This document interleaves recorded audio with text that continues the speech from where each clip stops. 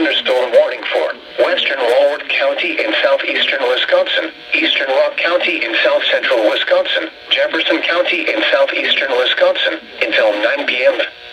At 7:52 p.m., a severe thunderstorm was located over Evansville, moving east at 45 miles an hour.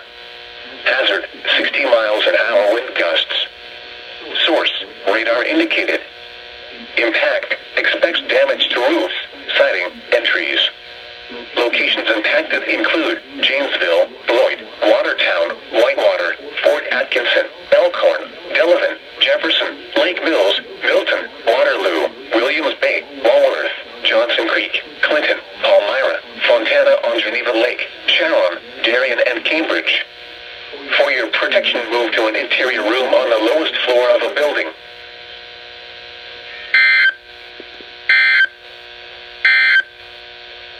This is the NOAA Weather Radio.